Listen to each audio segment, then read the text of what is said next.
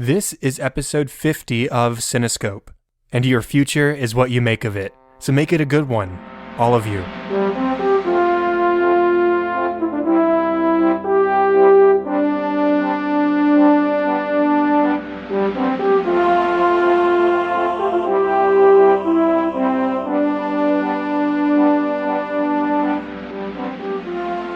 Welcome to Cinescope, where our goal is not to criticize or to assign ratings, but rather to celebrate the movies we love, exploring story, characters, music, and relevance to the world around us.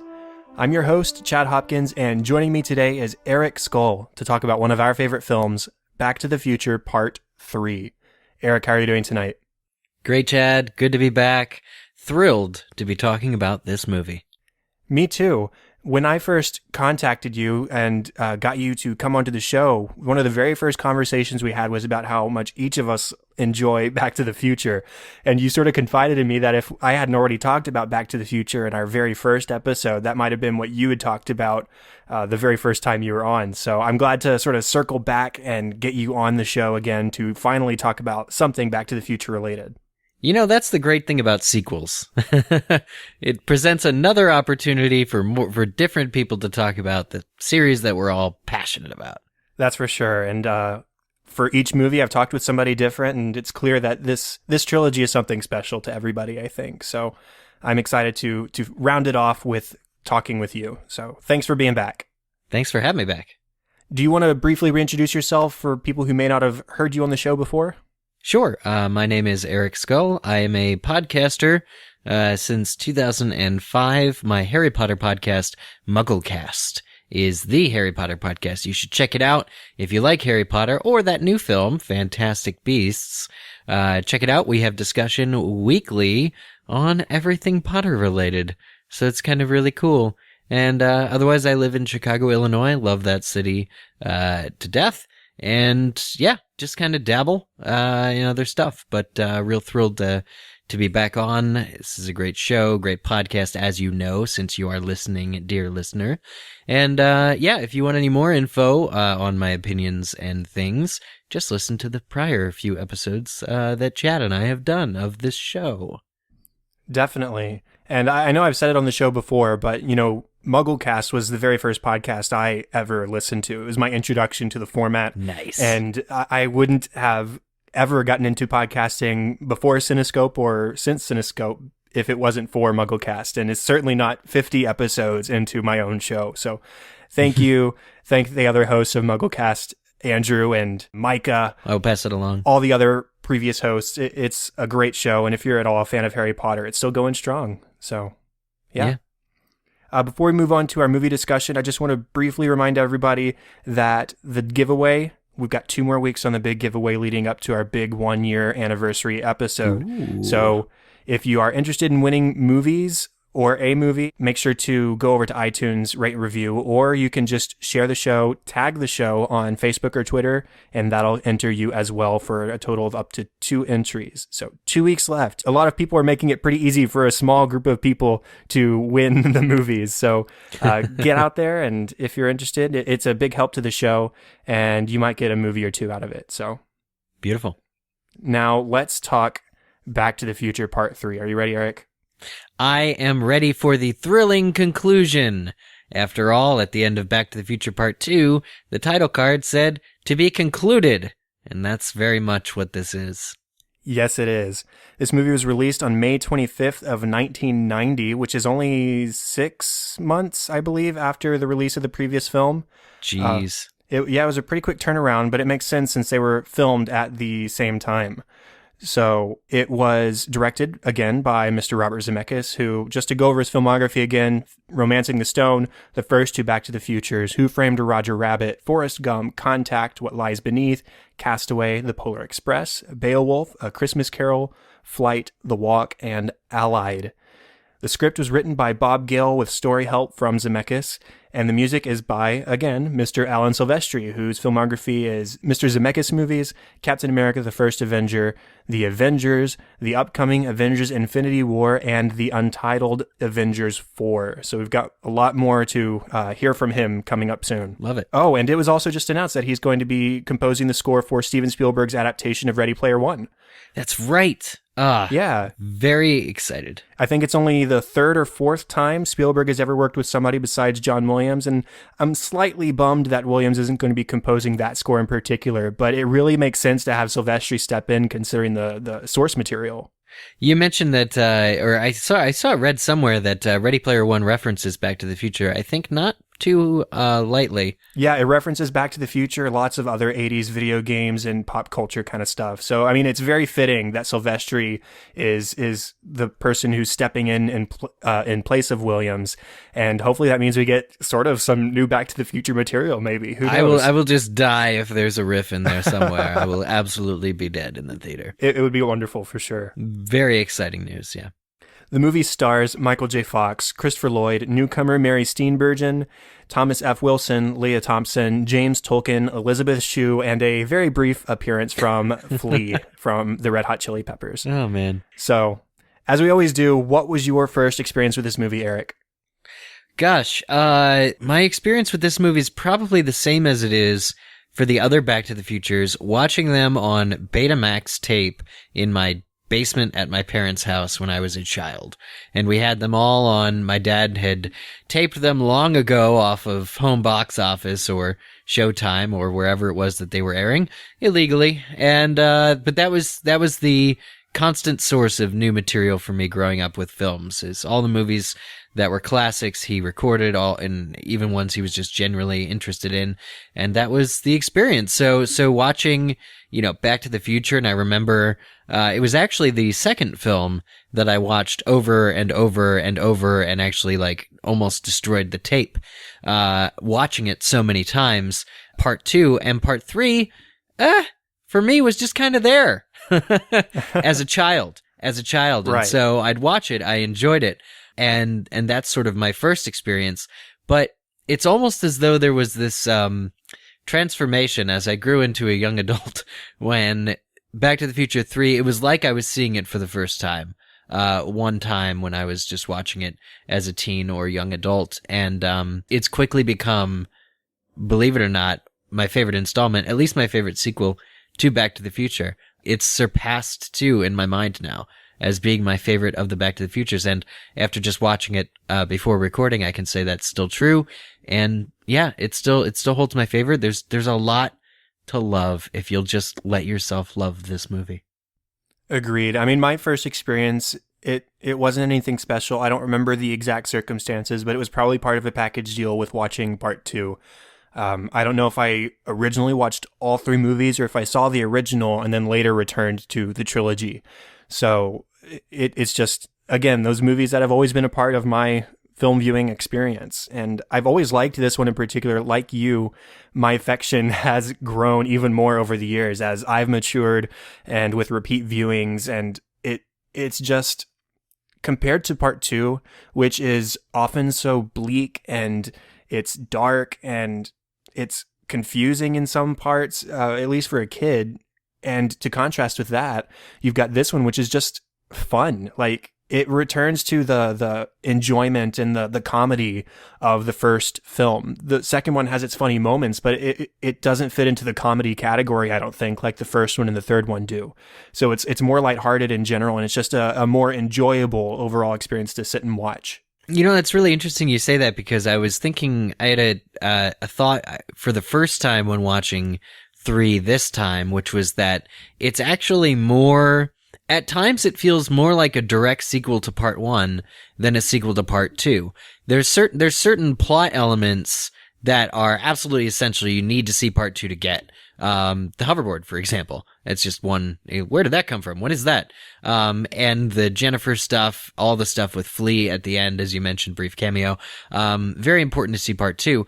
But in terms of setup, there were a lot of direct homages, I think, and direct references and parallels, which it's true are mimicked in Part 2 as well, to some extent, but this movie just feels like a second sequel to part 1, not necessarily a sequel to parts 1 and 2, if that makes sense. That's how it felt to me this time anyway. It does make sense. And when we talked about part 2 a few episodes ago, I made the comment about how the last part of that movie, when they return to 1955, is where it really truly feels like a sequel to the first film, because you're returning to a familiar location, things are brighter and lighthearted again, and it's continuing those same elements. And this one, like you said, definitely continues those elements more from the first film than from the second. That being said, though it may not be my favorite or even second favorite of the trilogy, I enjoy part 2. I just think a lot of people will sort of get the rose-colored glasses when it comes to the future elements of the film, because that stuff's really cool. That's what I liked about it. Yeah. In retrospect, I mean, that's the big appeal of part 2 is the future elements, and they really aren't that big a part in the grand scheme of things. Yeah, so I guess that's true. Part 3 is definitely my second favorite of the trilogy. And, you know, watching it today, I texted you about an hour into my viewing, and I said, holy crap, I adore this movie. And I do. There's this movie, I don't want to say it's my favorite. Back to the Future is still absolute my favorite, but it's a masterpiece. Part of me almost wonders if Back to the Future wasn't the original, if I might enjoy this one more, because it's just that kind of film. And Christopher Lloyd's long been my favorite actor because of this trilogy, and he is thrust into the spotlight in this one in a big way, and it's amazing. Yeah, I actually saw him speak at a convention. I've been wanting to bring this story up specifically for this podcast. He was speaking at a Star Trek convention because he played the villain in, I think, Star Trek 3.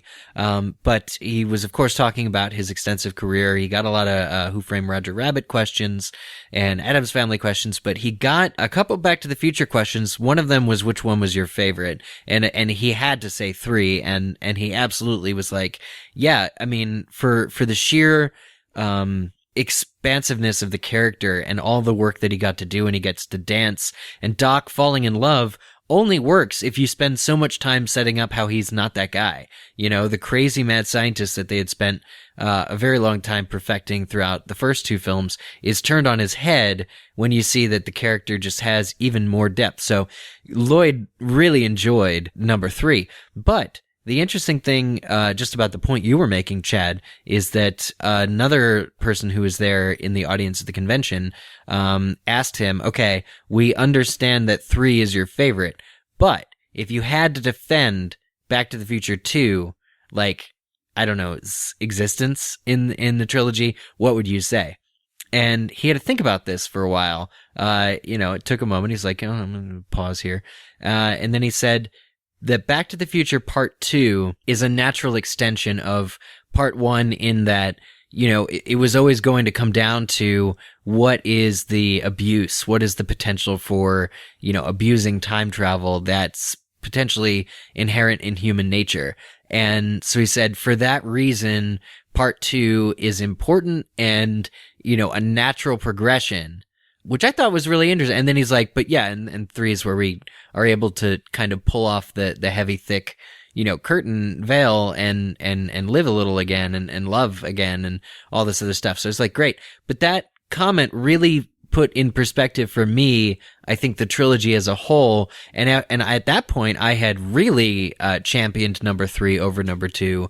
I would almost never watch 2 in my trilogy DVD box set watchings, which I don't know why, because it's a great, fine film, superior to many others.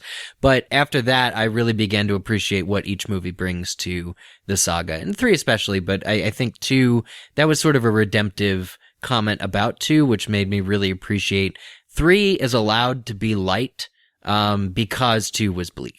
And I think that is sort of an important notion. Like, perhaps what makes the films so widely respected is because they do touch on all of that throughout their 3-course run. And 2 is just the you know, drew the short straw of not getting to be as playful as a result of that. I really like that, and I definitely agree. We talked about Part 2, and I said, you know, one of the big takeaways from this film is the consequences to our actions, and that those are the darker aspects of that film. It very much sort of fits the original Star Wars trilogy of intro, dark sequel and then lighthearted finale, just like Empire Strikes Back and Return of the Jedi. So Sure. very, very cool. Let's talk about specific story stuff that we like here. For one thing, I like as much as I enjoy some of the complexities of part 2, I like the lack of complexity in this one. You're in a single location almost the entire time, and it's such a fun location because they built this little town out in the desert and filmed it there. And so it feels so, this is a terrible word, but it feels so organic. It feels like this is 1880s Hill Valley, and it just works. I like the location. Yeah. And you will have noticed the setup line again, getting back to the Future being all setups and payoffs. Like, it's a masterclass in doing that for film. And part 2, Doc happens to mention that he's always thought of roaming the Old West, and of course at the end of the film it's revealed that's where he is. They take 1885, this random September morning, and turn it into, you know, the date or the week where the clock tower that we all know and love was first, you know, kicked into gear. And, you know, they make this time and this era so absolutely special while still telling a very character-focused story, while still utilizing all of their principal and ton of extra cast members extremely well. And they do new stuff, like the time machine, for instance. Like, the reason they're trapped, the reason they stay here and don't go to 3 other time frames like they did, they could have tried to one-up themselves in part 2, but they didn't. The reason they stay here is because they're stuck. The time machine buried in a cave, that's really cool. Having to push it via a steam-powered locomotive because they tried pulling it with horses, that didn't work. That's really cool. It's new creative approaches to sort of the same problem solving that we've seen in prior films, such as not having a lightning bolt, worth of electricity, or running out of gas or the car not starting. All these other things, they're elements here, but they're paid off. They're not direct copies of previous films. They're allowed to organically move within the space and the time period. Right. It feels so much like a Back to the Future movie, but the location allows them to completely sort of subvert the tropes that they established in the previous 2 films because it's so far removed from the present day locations and the present day technology. And it feels like authentic Western to me. It doesn't feel hokey. They sort of poke fun at the hokey Westerns with Marty's initial quote unquote Western outfit that Doc dresses him and sends him back in. But the whole rest of it, as soon as he's transported back, it feels like a Western. Everything looks Western. The clothes feel authentic. Mad Dog Tannen, we'll talk about him more, but everything just fits in and it still altogether feels like a Back to the Future film. Yeah, and the thing that struck me in this film most was the period acting. Now they've done it with the 50s in the first 2 films quite well. You have these characters like is it Lou at the cafe? Mm-hmm. Lou, milk chocolate, who's really, kind of firmly rooted in the era. Lorraine's dad stands out as well as George and Lorraine and all the kids, children of the 50s very much. But you have like a full, constant feature film length performance by Mary Steenburgen as Clara Clayton, who never breaks from the time period where she's set in. And that's actually special. You don't have Mary Steenburgen also playing herself in 85, or in 1985, I should say, and, 3 other time eras. It's just her in that time period. And I think there's stakes because she is that anchor. Even Emmett in this film is, you see the 55 Doc and the 2015 to 1885 Doc as well, so they're playing double roles. But Mary Steenburgen's performance is firmly rooted, like she's a period actress or doing a period character, and it just stays with it the whole film. And I think that's special about this movie. And I also, returning to the idea of setups and payoffs, the opening 10 minutes of the movie is fabulous when it comes to establishing the tone and reminding us of things. And first, we get the cold open, which is the stinger from the previous film, which I love. And then we get the really peaceful opening credits music that introduces the love theme. And it's just a moment to sort of slow down. And we finally get to see Marty sort of resting in between all the chaos of the past couple of weeks of his life. The way I took it too is there's the camera's rotating around Doc's place, much like it does at the beginning of Back to the Future 1 with all the clocks. And there's this opportunity for great visual humor when, of course, Doc is awakened, and then goes to do his little voice recording, and Marty's kind of waking up in the background, but he's not supposed to be there. And Doc seeing him and freaking out in the first 5 minutes, is hilarious. But it also, I think in a way, I wrote in my notes that because 1955 Doc is immediately, launched into hysterics and calls him Future Boy, all the things we love from the first film, when he was skeptical about Marty. Because that's brought back in such full force, it allows us not to take the premise and plot too seriously still. Like, it reminds us, I think, that this film is a comedy. But again, like, that circumscope or the rotation of the camera was, like, really spoke to me as being a direct mapping of the first film. Yeah, I think that's true. And it also reminds us, hey, don't forget, he has the hoverboard that's going to be important later. Yeah. And stuff like that. And I'm glad you mentioned the Future Boy line, because it's like a very quick thing, and he only says it once, but it is definitely 100% a callback to the first film. And that line makes me laugh every single time, because it's so ridiculous that he's returning to this thing from the first film. Yeah, and Marty's wearing the hat too, or the helmet, the brainwave reading. Yeah. And we see the toy car that caught on fire when Yes. Doc did his experiment, and the model of Hill Valley that's not to scale is still there, and all that kind of stuff. Yeah, which they recreate for 1885, which I love. But yeah, so, I mean, speaking of scenes, it doesn't get much better than that little shot when they're breaking into the cave of baby Einstein with or Copernicus with the flashlight on his head, the little flashlight helmet. Oh, right. It's just the spelunking adventure and the initials on the cave. Giving very early on a lot of backstory to Doc as a character. You never really get who his influences are growing up, or, what his childhood was like. But here, if you just listen, he'll tell it to you. The plot finally in the third installment has a chance to slow down enough to get some exposition that furthers the character, which I think is really neat. Well, let's go ahead and start talking about the characters. And, the last two films, we've talked about Marty first, but I think it's appropriate considering the story and the character focus. Let's start with Doc this time. So what do you have to say about Doc in this movie? Doc cannot hold his liquor at all whatsoever. That's funny. I've never seen or heard of anyone having that reaction to whiskey, but it works. It's oddly fitting that this guy who's so accomplished, he's the human who invents time travel, can't even take a shot of liquor without passing right out. It's just creative and hilarious and touching. Really, the nuance and layers that are added to Doc in this film, and perfectly exploited by Christopher Lloyd, giving him more to do, was the absolute right choice. And yet, for all of this stuff with Clara, his relationship with Marty is stronger than ever. And I think that's a thread throughout the entire film, even in the beginning when he's rereading his note. And he signs it, your friend in time, Doc Brown, and he gets all teary-eyed, and he's like, I never knew I could write something so beautiful. And Marty's like, I know, Doc, it's great. But, like, it's all still set up and payoff, like, his love, his heart.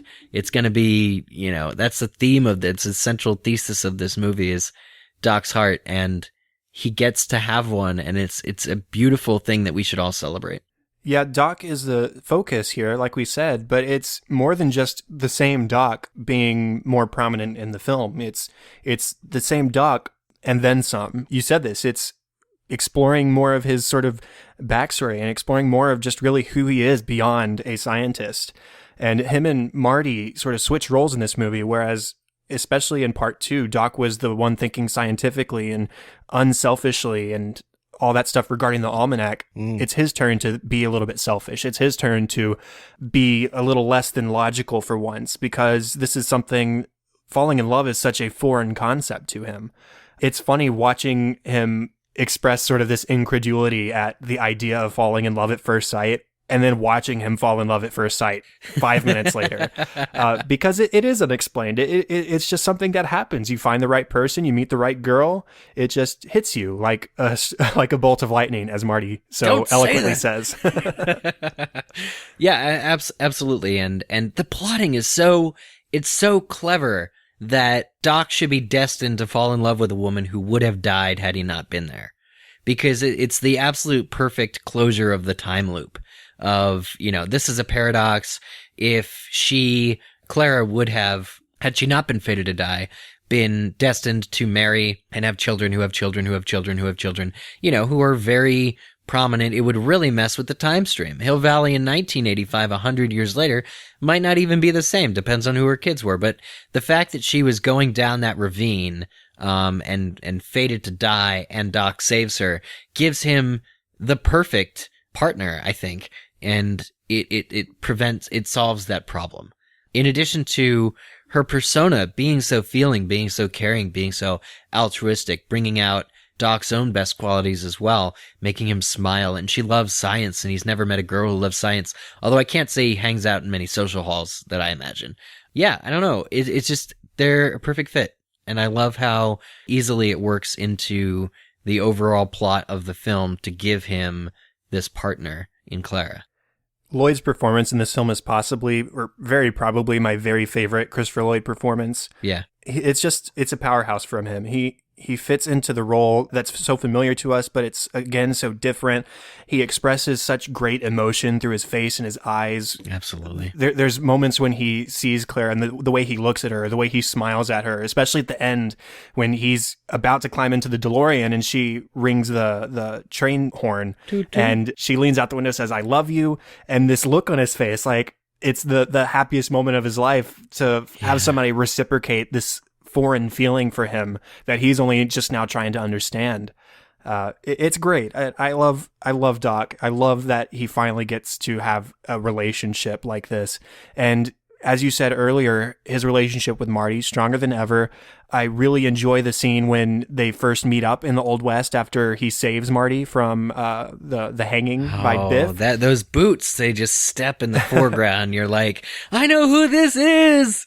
And his badass killer line, "We'll shoot the fleas off a dog's back at 500 yards, Tannen, and it's pointed straight at your head," with his sniper rifle. I mean, come on. He's totally, and I love this about Doc, is he's absolutely abused the rules that he held so close to before about, I mean, it would be a paradox to have a refrigeration unit in your shed, but he does, just so he can have ice. You know why? Because he can. He's a scientist, and that's what they do, man. They give themselves over to life's pleasures when they're smart enough to invent it. And it is in some ways very much a Doc in his retirement years, as I think he says in this film. He cares less about some of those rules as he did even in part 2. He was very adamant about that type of stuff. But this time, his swagger is because he's using his knowledge to the advantage and even flaunting it. I mean, later in the bar, I know he knows he's leaving, otherwise he would never do that. But he recklessly gives a bunch of saloon patrons the entire history of the United States up to, the next 100 years, I'm sure, or something close to it. So right. He's able to be more relaxed in this film, and he was never uptight. He was always the one who was getting our hero Marty back to the future and to where he needed to go. But you're absolutely right. Like, there is a switching of the roles. I've never quite thought about it like that. Like, Marty kind of takes a back seat, but Marty is the one who's called on to, like, get up on time, get them to the train, and really just, like, he wants to save Doc. So he's doing it out of love, but he is the more fair-minded one here. The Doc we see in this movie is somebody who isn't expected to go anywhere else with his life. He's been living in the Old West at this point for 8 months because he zapped back to January 1st. And he fits in so naturally, but he's still all the same, still Doc. And he is very much still a scientist and cheating the rules a little bit. And when Marty first comes back and he's rescued him and he says, "Marty, I gave you explicit instructions not to come back, but to go directly to 1985. And then there's this pause and he says, but man, it's so good to see you. And they have this hug, and it just displays their friendship in such a big way. And I love that element of the story as well, because Marty, I truly believe Marty would have gone straight to 1985 from 55 had it not been that, Doc is going to be dead 6 days after writing that letter. Like, you want to give your friend the best retirement that you can, and there's this real essence, this real feeling of being robbed of a good life in his friend, and that's why he goes back. It's all character driven. Like, Marty doesn't go to 85 to be a cowboy in the West, shoe horses, and pretend to be Clint Eastwood. He goes back for his friend who is going to be robbed of life by yet another Tannen back in the 1800s. So it's such a beautiful reason to go and to have these two characters pair up again, because Doc sure as hell doesn't want to die either in 7 days. I'm sure eventually everyone makes their peace, but not in 7 days and not that way. Exactly. And a good glimpse into Marty's motivation. Before we talk more about Marty, just a little bit, what about Clara? Like, for me, I love that she is a perfect match for Doc. Like, she's a fair woman, she's beautiful, and they get along so famously, but she also is smart, and she does stand up for not just herself, but also for Doc at the festival when Buford takes over and is trying to dance with her, and she gives him a mighty kick to the shin. Yeah. I mean, she's a tough cookie, besides just being a pretty match for Doc. Let me just illustrate for you the timeline of my childhood and Mary Steenburgen's character of Clara. Why is she mad at the Doc? Why is she mad? No, I don't like this woman. She's angry at Doc. He just told her the truth and she doesn't realize it. I'm referring, of course, to the fight scene. And then, oh, they get to be happy ever after. Oh, that's mushy. That's gross. Flash forward till today. Oh my God, this woman is brilliant. She's independent. She stands up for herself. She's capable. She's allowing herself to fall in love. She's altruistic. She's a school teacher. She chooses in the end to forgive and sort of let her anger drop and give it another chance. She gives in to her intuition of, her first intuition of Emmett's character. She's great. She's absolutely the greatest new character. And that's saying something because I like a lot of these old-timey people. Clara, I just couldn't see it as a child, and now I fully appreciate. And I think every time I see this movie, I tell myself and say to myself almost as an act of attrition how amazing she is in this film and how amazing Clara is as a character, and important too, because I feel like it's very easy for young boys to overlook her as an actress and a character in this film because they're all about Doc and Marty, but she's a crucial part of this story that's being told, and just watching her now for me is such a joy. And she's one of pretty much the only character in the trilogy who actually teaches Doc. They have this scene where they're stargazing together, and she's his equal. Right. She's definitely his equal and just as knowledgeable, and maybe not the same areas, but in other areas where they complement each other in that way. And I meant to mention this earlier, but it's worth mentioning that the kiss between Doc and Claire in this movie was Christopher Lloyd's very first on-screen kiss. So very special, very special. You know what? I never wondered that. I'm never like, I wonder what Christopher Lloyd's first on-screen kiss was. But I'm glad it was with her. I wonder what hers is now, but I don't wonder too hard. But yeah, it's just so funny and lovely. And I wonder if he ever got a second on screen, because he's not really a romantic character actor, like portraying a romantic hero. I remember him seeing him in theaters as a kid in My Favorite Martian, and gosh, what else? Angels in the Outfield. Angels in the Outfield, exactly. And that thank you for bringing that up. I wanted to bring that up. Even that film, I was like, Christopher Lloyd, amazing guy, but this film, I just can't say that Angels in the Outfield is my favorite Chris Lloyd performance, because this film just blows it right out of the water. It does for sure. Now let's talk about Marty some, because like I said, he did role switch a little bit, and he's the one who has to think logically and scientifically for the first time. And you mentioned his motivations a little bit earlier. It's not insensitivity that he is so sort of not dismissive of Clara, but he's really sort of wary of her because she is a distraction for Doc, and he realizes that. He is concerned for Doc's well-being first and foremost, because the whole reason he came back was because Doc died 6 days later. And knowing that Tannen is still around, how can you honestly leave your friend behind with a person like Tannen still floating around? So I think everything Marty does in this film may come across as insensitive, but really, again, it's just a display of how close this friendship is between these two characters. Yeah, and it's also an arc of maturity for him. He really, I mean, this is the film where, not until the very end of it, but at the end of it, he's overcome this whole, don't want him to call me chicken thing. He's really learned, and I think it comes from staring at a photograph of a tombstone, which could be your own. He's learned not to give into that, not to be so susceptible to provocation in that way. And this journey that he's on is really all about being with the ones if you're with the ones you love and care about, it really doesn't matter what other people think. Like, that's a message, that you can get from this film. And he's on that journey. He makes that realization, and he's able to, escape and go back to Jennifer and have her. And with the ending of this film too, gives such a hopeful picture. But for Marty, the ending is only for Marty now that he's overcome the issue. I mean, we see the accident with the Rolls Royce. Come on. I mean, that was called out specifically in part 2. Who expected to see it? We see it, and we see that Marty has changed, and it's because of his interaction with Doc.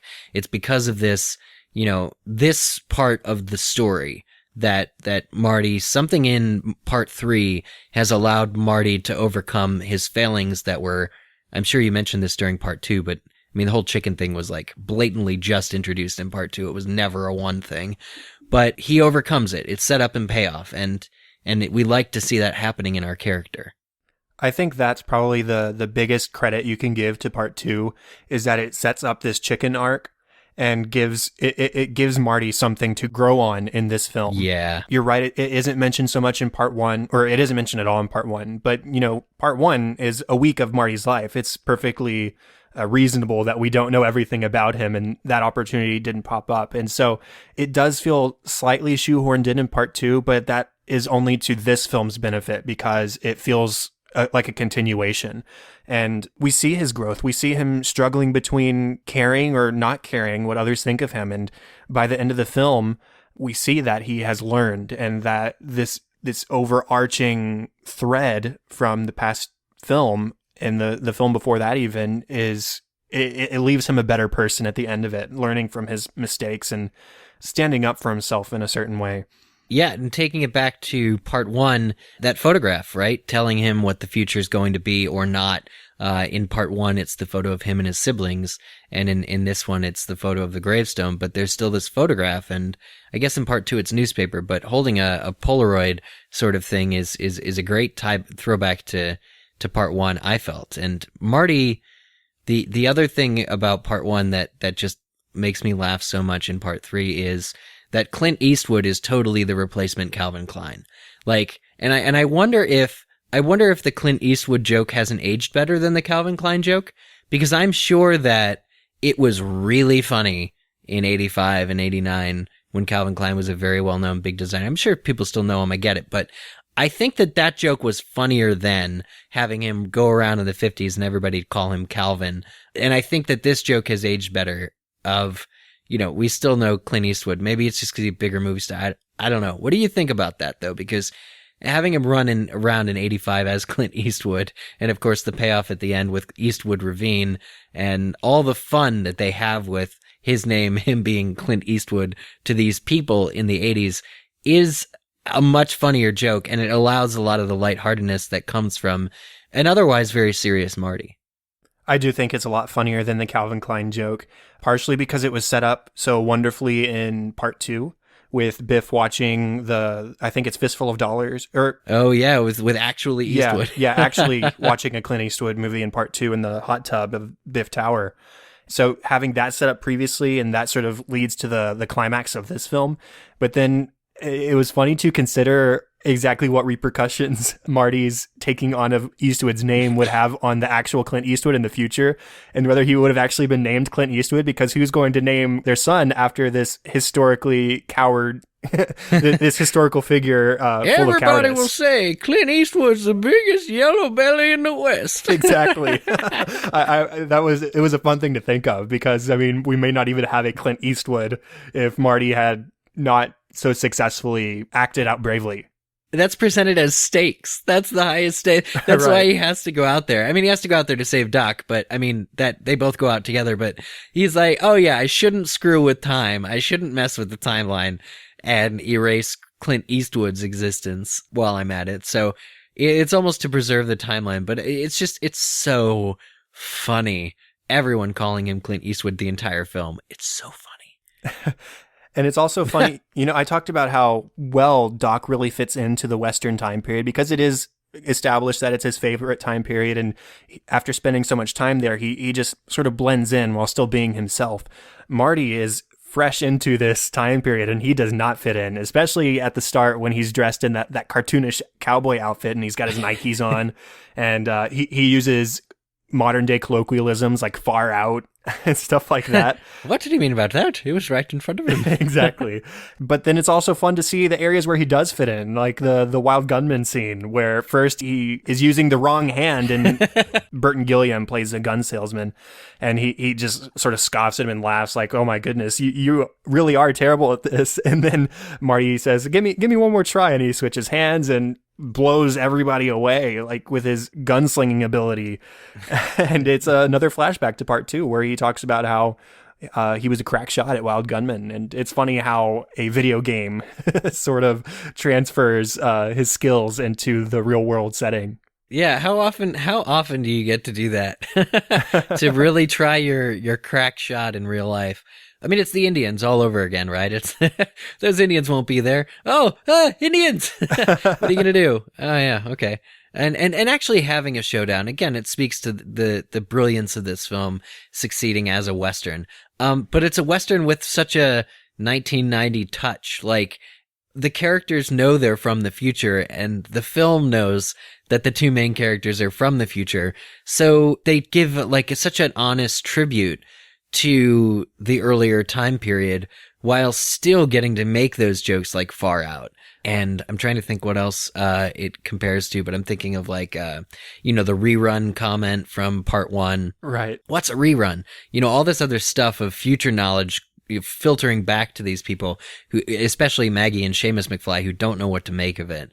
And again, the bartender, or not the bartender, the bar patrons, or no, it's Buford's men who are like, Nikkei, what is that? Something about Asian talk, about his feet because he won't change his shoes.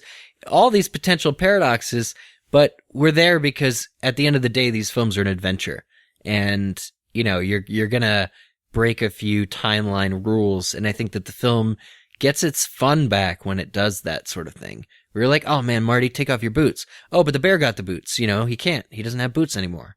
I want to circle back real quick to the Polaroid that you were talking about, because I think that is the ultimate stroke of genius in this film, because it's a familiar element, like you were talking about from the first film and the second film, with the changing picture in the first one and the changing newspaper titles in the second one.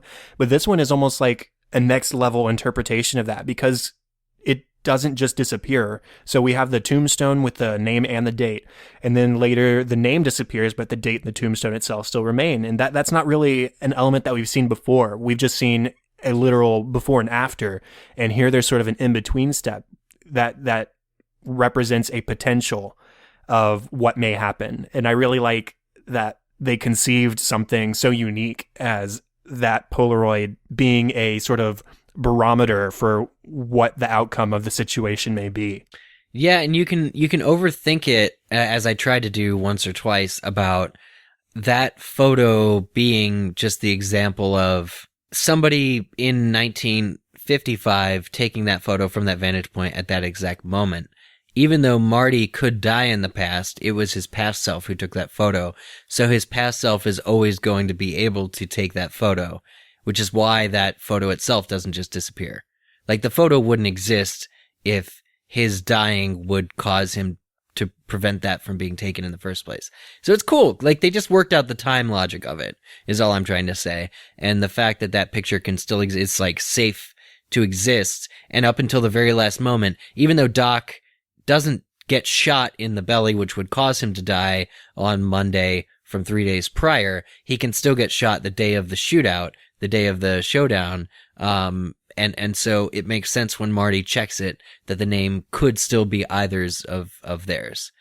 because Buford's going to shoot Duck instead. So it's all really, really, really smart. It is. And while we're still talking about Marty, I just want to briefly talk about Seamus and Maggie, because Leah Thompson still has something to do in this movie, even though this is his paternal great-great-grandmother. So it doesn't really make sense that she's portraying that character. Yeah, I guess not. Whatever. It doesn't matter. It gives us our classic waking up scene with a new twist, because you're my, wait, who are you? Who are you? Don't you be forgetting the missus. And, their primary role, we didn't need to have McFlys in this movie from that time period, but really they helped to further the chicken thread from the previous film, because they introduced the character of Martin, possibly Marty's namesake, or certainly a strange coincidence of this character who suffers from a similar confidence problem that Marty does, and ultimately pays the price for not adapting and not ignoring what other people have to say about him. So that is their real primary function, and it is fun that Marty is able to meet up with his great-grandfather, and he pees on him and all that kind of stuff. Yeah. That's a new spin on the go back in time and kill your grandfather. It's the grandfather paradox. Well, if your great-grandfather, while he's an infant, pees on you, what does that mean for you? Well, nothing. It just means you need to clean up. It's such a fun, they very clearly, knowingly did that. So it's just a blast. This film is such a blast. Now, what about Mad Dog Tannen? Thomas F. Wilson giving his best performance in the whole trilogy, I think, for sure. I agree. I love him as 50s Biff. I love him as 50s Biff real hard. But, yeah, Buford's where it's at. Honestly, I wouldn't say this is an Oscar-worthy performance from him, but I think it was, award-worthy. This is, it feels so authentic. It feels like this grimy, old school Western villain that you would see in a normal Western film. It doesn't really feel like Biff, but at the same time it does, because he has those Tannen characteristics of being stupid but mean. Hey McFly. The Hey McFly is there. He loses count while counting at the end of the film before the showdown. He messes up his jokes. I'm going to shoot you down like a duck. Like a dog, Buford. It's like a dog. Dog, Buford, dog. Yeah, exactly. And that's the brilliance of this role is how different and unique it is. And it's important to note Thomas F. Wilson is a character actor, and Biff is not who he is as a person normally. So when he plays Biff, he's putting on a character of that bully, just like when he plays Soft and Shattered Biff from 85. It's a character. But Buford is where he really absolutely gets to shine as this, I don't want to say overacted, but certainly a caricature of an Old West villain. Again, just being so mean and having all these, this attitude and just this air of the criminal around him. Because the film needs to glorify this period of time in some way, they really, I think, lean into and lean on this Buford character as, a crutch for the time period. I think he and Mary Steenburgen are working side by side to really cement, I think, that this time did really happen and did exist. Are there any other characters you wanted to talk about? Bartender. Chester, the bartender. Again, no small parts for anyone. Chester, the bartender, played by actor Matt Clark, is just amazing. And I just love so much how when all the people in the bar too are clearing out when Marty calls him Mad Dog, and they just know, and it's those little moments like that. And Chester, his closeness, he's the neighborhood bartender. It's probably the only saloon in town, and he knows Emmett real well. And he says he has these lines like, what happened to you on the 4th of July? He cares about his patrons, and he cares about his bar. And I'll be damned if that's not a 3-dimensional, lovely, little bow to put on this time period, is having a character like a bartender with a heart of gold. Yeah, him and the 3 bar patrons, I think, are really the ones that seal the deal as far as cementing this in the Western time period, because you've got these 3 actors. It's Pat Buttram, Harry Carey Jr. and Dub Taylor, who are known for their roles in Westerns. That like, those are voices and people that people are familiar with because they've seen them in actual Western films, especially Pat Buttram, who voiced the Sheriff of Nottingham in the Disney Robin Hood movie. Oh my and gosh. also voiced one of the Bullets in Who Framed Roger Rabbit, the cartoon Bullets. And I believe he actually voiced a character in The Rescuers as well. So it's a very familiar voice, not only to people who've watched Westerns before, because he really has that sort of Western voice and persona, but also to kids who've watched Disney movies before. It's great to have these characters who are naturally established as being part of this time period in this movie to sort of seal the deal. It's so funny because the timing doesn't quite work out, but having Strickland as the sheriff show up and tell his son, remember that word, son, discipline. It cannot be Strickland from 55, but it has to be that guy's dad. So I guess it's his grandfather that we're looking at, or maybe if that works. I'm not quite sure. But yeah, I think it'd probably be just Strickland's grandfather is the sheriff. Because if his kid's like 10 or 11 and 85, and Strickland's, wait, that's 70 years by 55. Yeah, I think there's another generation between, because that's not Principal Strickland as the kid. No, not at all. And I think if you look at the Back to the Future, the game, made by Telltale, there's a character introduced in the 20s named Edna Strickland, who's part of the same family. Oh, I hated her in that game. It is awful. Yes, I don't think you're supposed to like her, but that I guess that accounts for the time period in the generations. But I'm glad you mentioned him because it does sort of plant the seeds of Mr. Strickland from 55 and 85 and his penchant for discipline.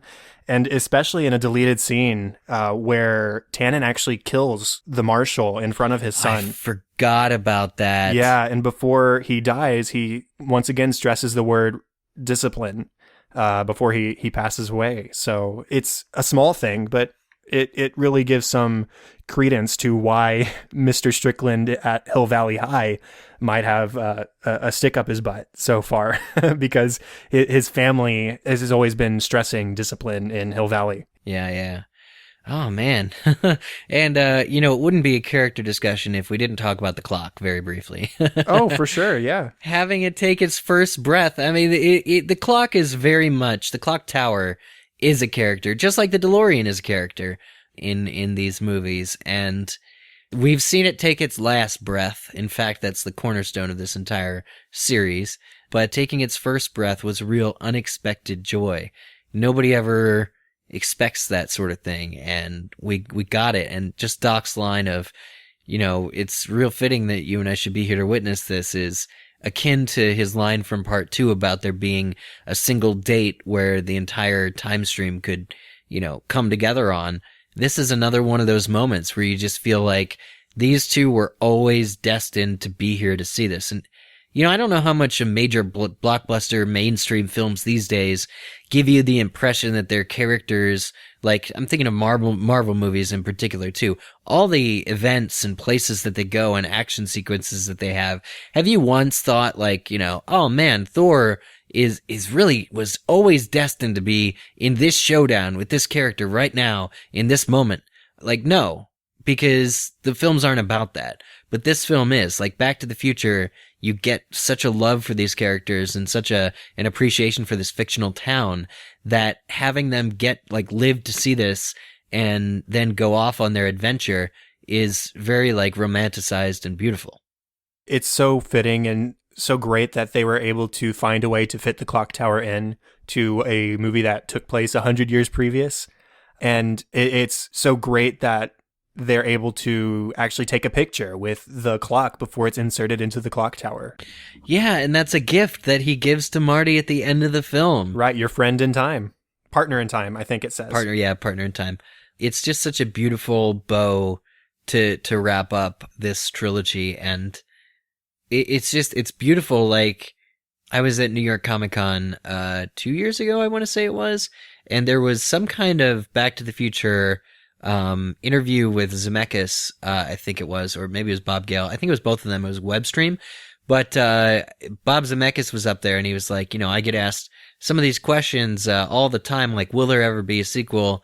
And he just like, deadpan was just like, no, let me set the record straight that there will never, as long as I am alive, ever be another sequel to the Back to the Future. We said everything we wanted to say in the first 3. It's perfectly contained. We will not ever make a sequel. And, you know, they would love to reboot the property. I think I read every once in a while that they'd love to reboot this stuff.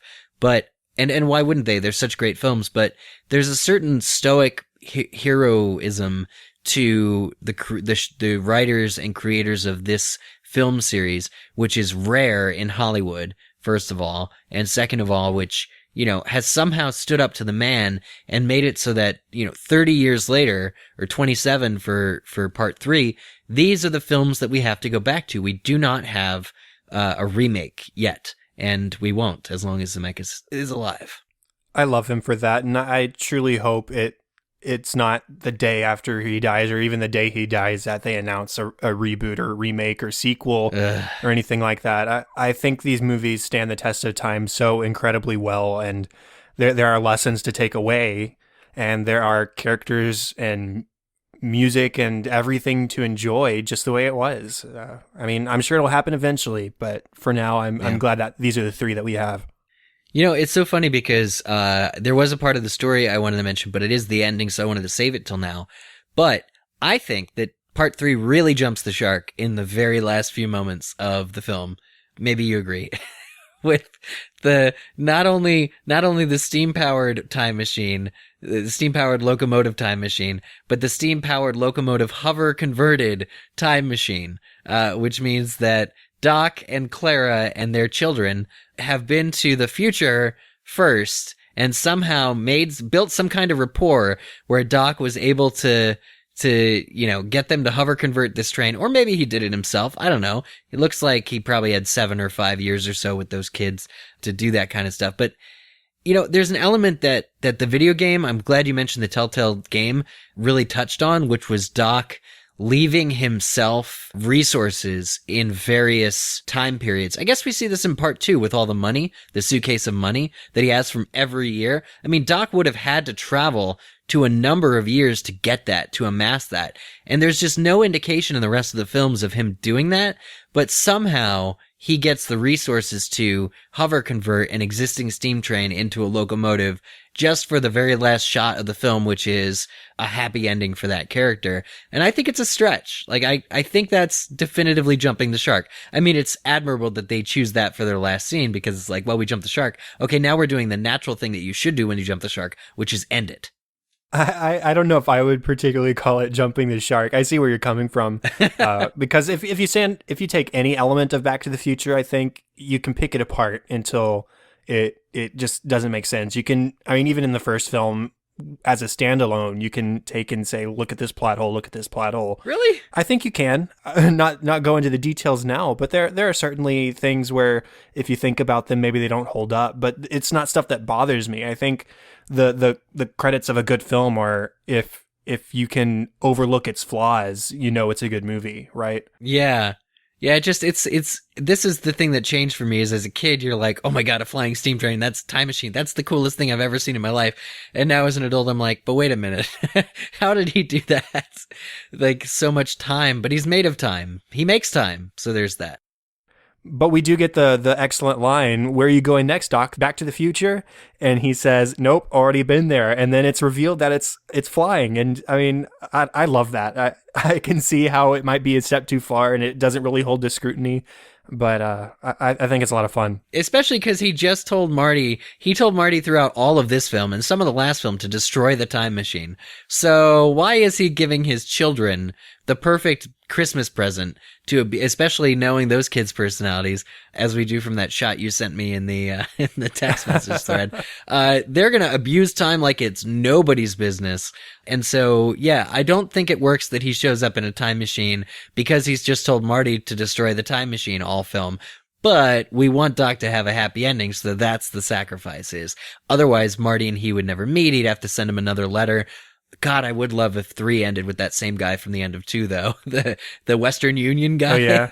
Or his kid. Are you Wait, it's you, you know, and he like sees him again. But there'd be no other way to communicate. So this was, of course, the best part. And Doc being able to give Jennifer advice, Jennifer and Doc having screen time together is very unexpected in this film. Happens last minute, but you love it. And he really is able to guide them. I think give them guidance with that great parting line, which you quoted in the beginning of the episode. Let's talk about the music just a little bit, because I think that Alan Silvestri brings sort of his best work for the trilogy in this film, because it's a little bit of everything. We get the main theme from the first film. We get some of the low timpani foreboding rolls in this one that we got in the second film. But then we also get a very Western sounding score in several aspects. So what do you think of the music here? I agree. It's Alan Silvestri's best. It's the best Back to the Future soundtrack there is, and it's because of its complexity. And you get, as you say, the original theme. You also get the original theme in harmonica, which that wasn't a thing we knew we wanted. But it's delightful, and it really, really sells the I want to say colonial, but that's wrong. This earlier time of the Old West. It just does, for reasons of the instrumentation. It fits the era somehow. And yeah, everything with the train, which is there's a 3-part track on the soundtrack called The Train, Part 1, Part 2, Part 3, and it's the entire extended sequence, which what a finale for this film, by the way, is the eventual pushing of the DeLorean off the cliff and having to go back and get Clara and all of that. Amazing, but it's scored so excellently. The music, that just all the riffs and trips and references and notes that are hitting your ears. It's such a wonderful montage of where the entire series has gone. And I think it serves as not just a finale musical piece for the film, but for the series as well. It's balls to the wall. Everything's out there. This is beautiful Back to the Future score right now. I think Point of No Return, which I believe is maybe part 2 of that 3-part. That sounds right. Yeah, I think that's possibly my overall favorite track from the whole trilogy, because it takes the main theme, it takes the bits of Clock Tower parts 1 and 2 from the first soundtrack, It takes the Western music, and it mixes it all together wonderfully in a fantastic finale to the movie. And it's exciting, it's breathtaking. It's just a wonderful sequence in all respects. And as far as the Western music itself goes, it's immediate. As soon as Marty is transported back to 1885, the very first shot is the Indians, because fourth dimensions and all that. And it automatically, you get this very tribal sounding Western music that befits being chased by Indians. I mean, it's wonderful. It's very Magnificent 70 at times, which is intentional, of course. Yes. And I love the love theme. As I said earlier, you hear it during the opening credits of the film as they're sleeping at Doc's house. And then the first time you hear it in context of the film is when Doc and Clara are meeting after he's rescued her and they're at her house. It's a gorgeous love theme. It's beautiful. It's sweet. It's one of my favorite themes from the trilogy. And I love the music here. And Silvestri, it's very sort of Copeland. Aaron Copeland is known for these big sort of Americana pieces. And this fits right in the vein of that in many ways. So... yeah. Yeah, I think this tops his Serendipity score for me. High praise. But only just. Serendipity is a great movie. Everybody should see it. Yes, and listen to our episode over that. Yeah. Now let's sort of round out, bring it home with relevance and takeaways. So what is your big takeaway, or one of your takeaways from the movie?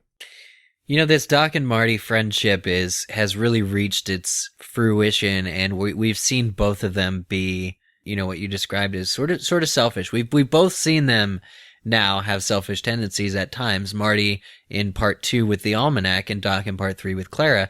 And I think that that's an important lesson about friendship, is there is that give and take, and there is that fluctuation at times of friends being selfish, but especially, too, in a mentorship, in an uneven, in terms of age, friendship, the great love and respect they have for each other as equals that transcend time and age and all that stuff is really important. And I think that it's an example of friendship done right. And Marty in the end gets to save his Doc, his friend.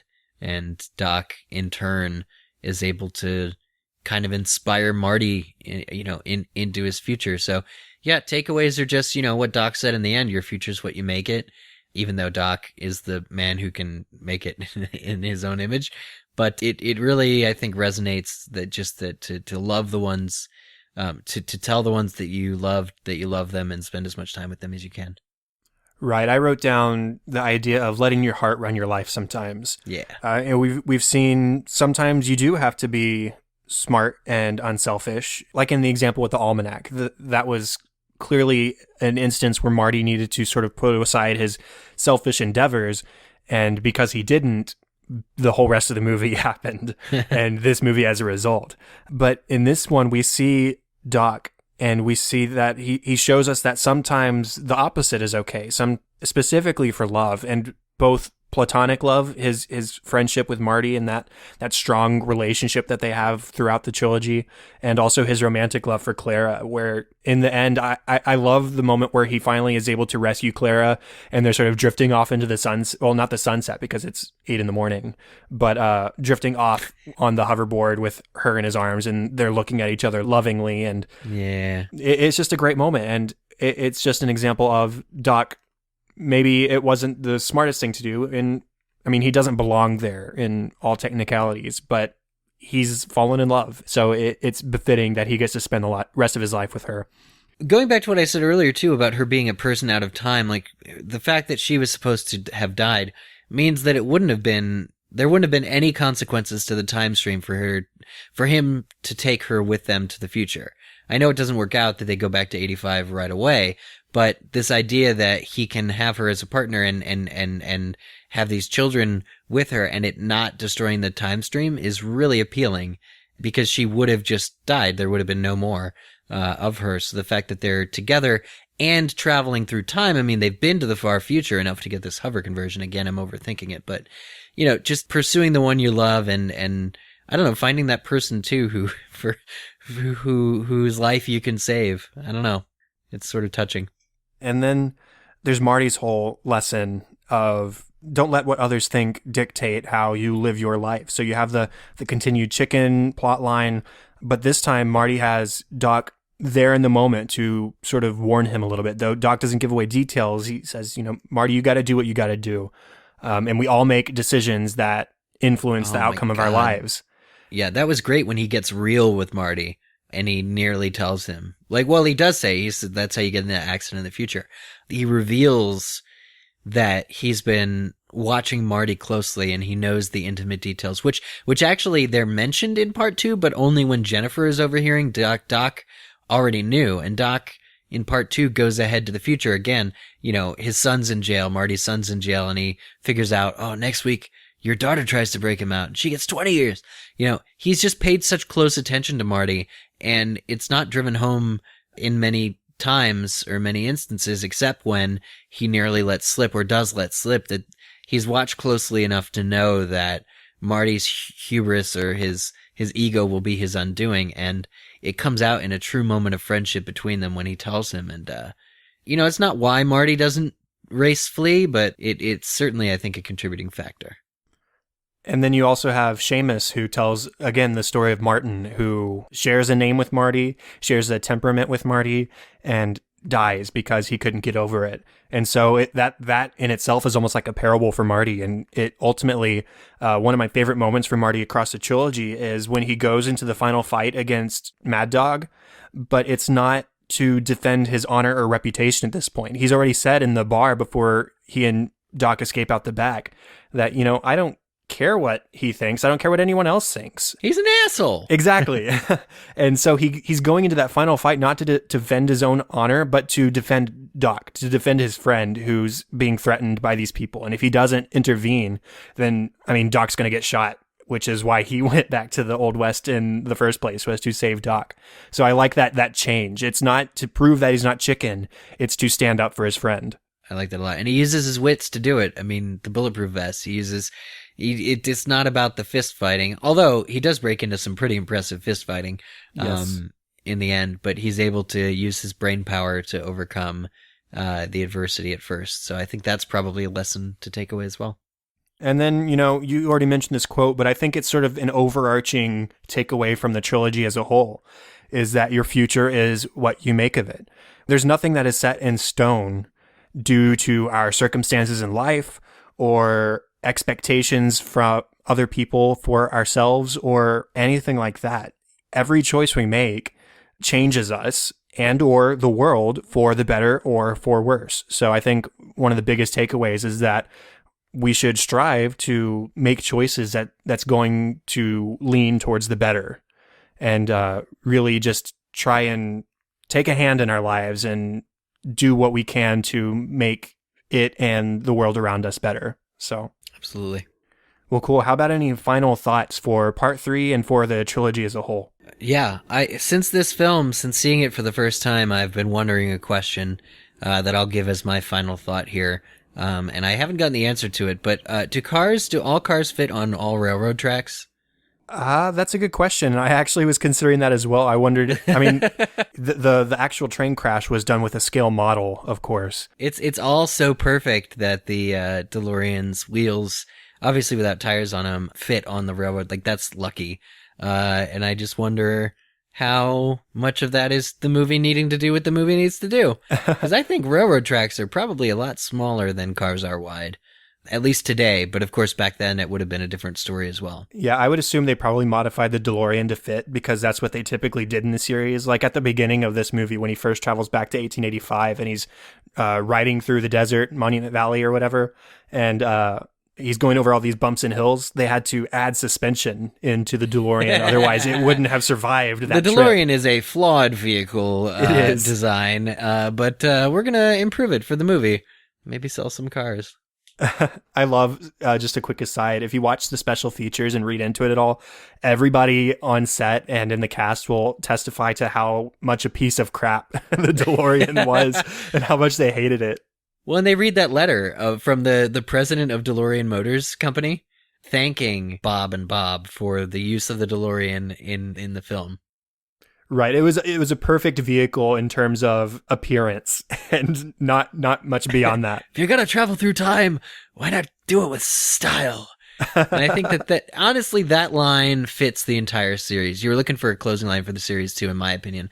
It's that one, which is that we've been on this really stylish journey. There's been some satire of consumerism, and we've gotten a glimpse into our own future, which I guess now is our past, 2015. But it was a cautionary tale, and I think in many cases we didn't heed its advice, but we certainly should have. We had enough time to prevent the 30 years from coming true. But yeah, all the same, it's a very stylish, wonderful adventure film that I will certainly show to my children and hope that they show to their children for generations to come, with no reboots. You know, I've now talked about this trilogy for upwards of 3 hours, going on 4 probably on this podcast, and it's because it's important to me. I mean, the first film especially, but the trilogy as a whole, it's so important in my early love for film, and I just don't know where I would be or what I would be doing today if it weren't for this movie. I know that sounds hokey, but it's true because, I mean, if you look at my bedroom, I have 2 Back to the Future posters over my bed. I have time machine models from every film. I have all these collectibles. I know you have lots of collectibles too. And it's just a movie that has played such a big part in our lives. And it's crazy to think that this movie that is now 32 years old, and this one is only, 27 at this point? They hold the test of time so well, and they withstand not deep scrutiny as far as like plot details and plot holes go, but they're fun films and there's a lot to take away from them. So if you haven't, I mean, obviously I think if you've listened through this episode, you've probably seen these movies, but I just want to emphasize that these movies matter and they can be used to teach and to learn from and just to entertain overall. So I think that sort of wraps up my thoughts on part 3 of Back to the Future and the trilogy as a whole. And I think that leads us to the end of the official 50th episode of Cinescopes. Thank you so much, Eric. Yeah, man. Is this semi-centennial? Is that what it's called? Possibly.